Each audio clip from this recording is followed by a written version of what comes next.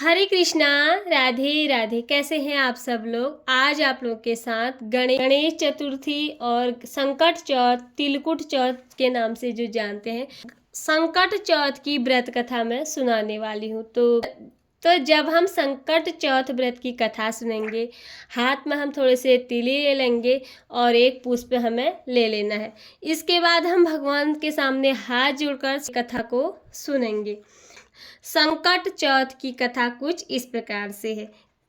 एक बार भगवान ने अपने दोनों पुत्रों कार्तिकेय तथा गणेश जी से पूछा, तुम में से कौन सा ऐसा वीर है जो देवताओं की रक्षा कर सके। तब कार्तिकेय ने अपने को देवताओं का सेनापति प्रमाणित करते हुए देव रक्षा योग्य अधिकारी बताया। उसके बाद भगवान शंकर ने गणेश जी से पूछा।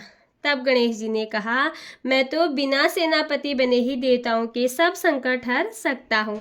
शिव जी ने दोनों बालकों की परीक्षा हेतु कहा कि तुम दोनों में से जो पृथ्वी की परिक्रमा सबसे पहले करके मेरे पास आ जाएगा, वही वीर तथा सर्वश्रेष्ठ घोषित किया जाएगा।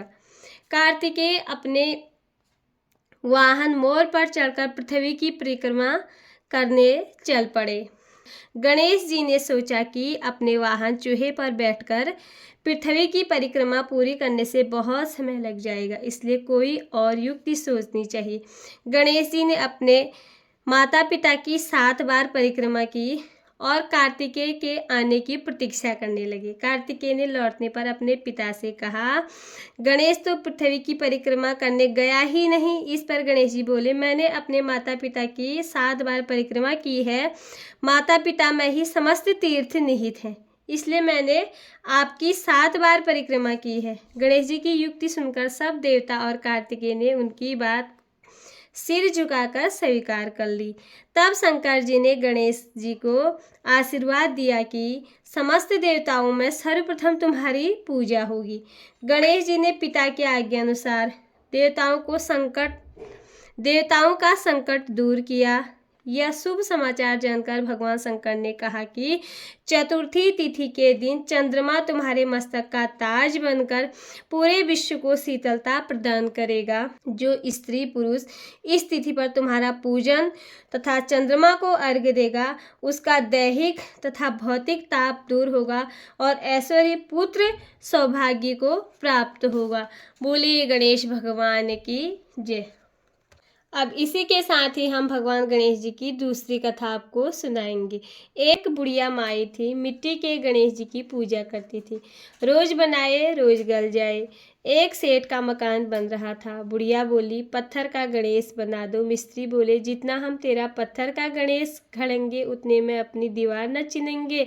बुढ़िया बोली, राम करे तुम्हारी दीवार टेढ़ी हो जाए। अब उनकी दीवार टेढ़ी हो गई। वो चिने और ढा देवे। इस तरह करते करते शाम हो गई। शाम को सेठ आया। उसने कहा, आज कुछ भी नहीं किया। वो कहने लगी, एक बुढ़िया आई थी, वह कह रही थी मेरा पत्थर का गणेश घड़ दो। हमने नहीं घड़ा तो उसने कहा तुम्हारी दीवार टेढ़ी हो जाए। तब से दीवार सीधी नहीं बन रही है, बनाते हैं और ढा देते हैं।